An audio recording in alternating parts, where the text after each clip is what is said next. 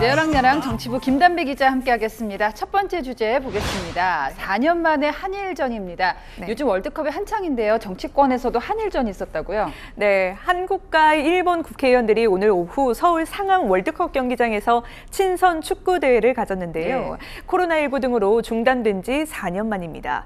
친선전이라고는 하지만 한일전인 만큼 여야 의원들이 모처럼 합심해 경기에 임했는데요.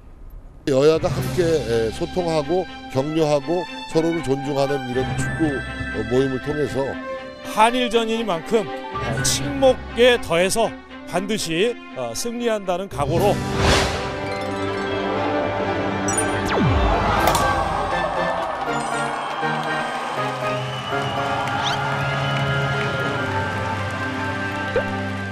네, 결과는 5대3 한국팀의 승리였습니다. 네, 결과가 기분 좋긴 합니다. 어제 윤석열 대통령하고 이제 국민의힘 지도부가 만찬을 했잖아요. 네. 거기서도 축구 또 월드컵이 화제였다고요. 네, 앞서 리포트에서 보신 것처럼 어제 대통령 만찬에선 다양한 주제가 테이블 위에 올랐는데요.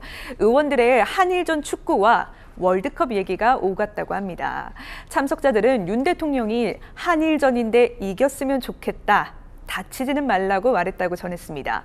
우루과이전을 잘 치룬 우리나라 축구대표 선수들이 자랑스럽다, 잘 싸워줘서 고맙다는 말도 했다는데요. 네. 2002년 부산지검 근무 당시 경기장에 나가 월드컵 경기를 관람한 일화도 들려줬다고 합니다. 그렇군요. 정치권에서 축구 열기가 뜨거운데 이거 말고도 야당 일부 의원들이 카타르에 출장을 갔다가 외유성 논란이 있었잖아요. 네, 국회 문체위 소속 민주당, 정의당 의원 3명이 지난 21일부터 5박 6일 일정으로 아랍에미리트와 월드컵이 열리는 카타르 도하를 방문했는데요. 이태원 참사 국정조사를 놓고 여야가 강대강 대치를 이어가고 화물연대 총파업이 예고된 기간이었죠. 네.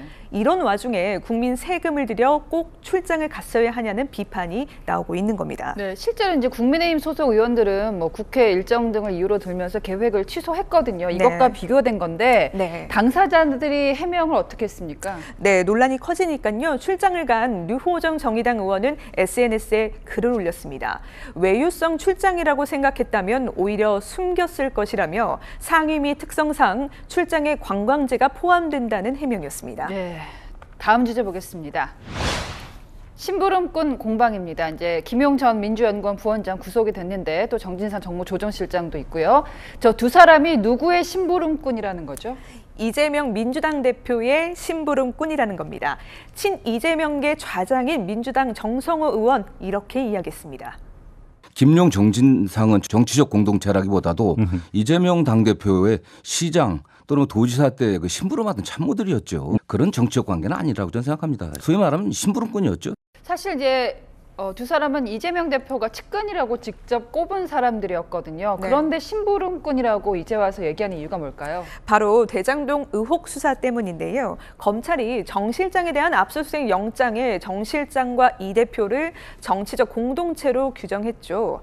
검찰이 주장하는 대로 이 대표와 이들 측근의 관계가 정치적 공동체가 아니다. 네. 그냥 심부름꾼 역할을 하는 비서일 뿐이다. 이런 해명인 겁니다. 친명계에서 이렇게 얘기를 하면은 그간 이재명 대표의 얘기랑은 좀 입장 차이가 있는 거잖아요. 네. 김명계에서는 바로 반발을 했어요. 네, 심부름꾼에 불과하다면서 그간 왜 당 조직이 나섰냐는 건데요.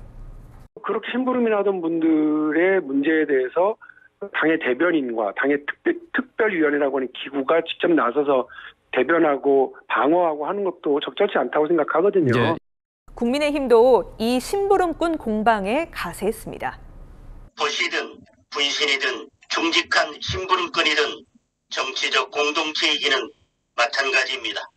검은 돈의 종착지가 이재명 대표의 불법 정치 자금이고 심부름꾼이냐 정치 공동체냐 결과는 수사와 재판으로 밝혀지겠죠. 네, 지금까지 여랑야랑이었습니다.